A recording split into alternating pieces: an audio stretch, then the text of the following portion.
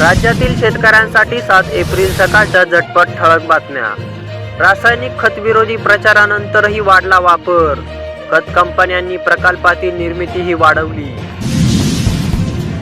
पाणी टंचाई, उष्णतेमुळे डाळिंब फुलकळींचे संकट। 25,000 हेक्टर बागा फुलाऱ्यात। 50% गळतींची भीती। सिंचन योजनेच्या कालव्यांचे पाणी कमी। कस्तुरी कापूस भारत गाठी म्हणून 15,000 गाठींना मंजुरी। सेलू येथे जिनिंग प्रेसिंग उद्योजकांच्या बैठकीत माहिती। दुबईला पुन्हा 10,000 टन कांदा निर्यातीचा घाट। NCL कडे पुन्हा निर्यातीचे कामकाज।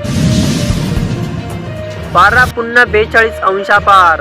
राज्यात उद्यापासून पावसाला पोषक हवामान। मराठवाड्यासह धुळे, नंदुरबार जिल्ह्यात पावसाची शक्यता।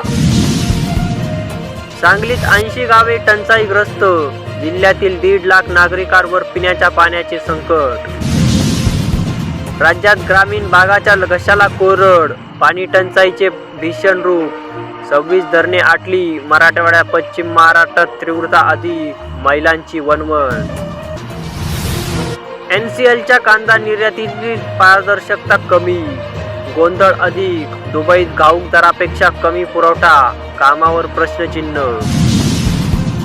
परभणीत हरभऱ्याला सरासरी 5,425 रुपये दर। प्रतिदिन 1,300 ते 200 क्विंटल आवक। बेदाण्याचे दर टिकून 2,000 टन आवक। सांगलीत 1.5 महिन्यात 17,000 ते 18,000 टन बेदाण्याची विक्री। खानदेशात बाजरीची आवक सुरू। सरासरी दर 2,500 रुपये प्रति क्विंटल। गतवर्षीच्या तुलनेत भाव कमी। जतमध्ये अवकाळीच्या पंचनाम्यात गोलमाल। द्राक्ष बागा नाही तरीही भरपाई मंजूर।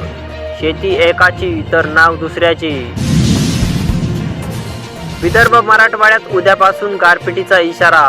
विदर्भ उष्ण लाटेची शक्यता। उत्तर महाराष्ट्रात पावसाचा अंदाज।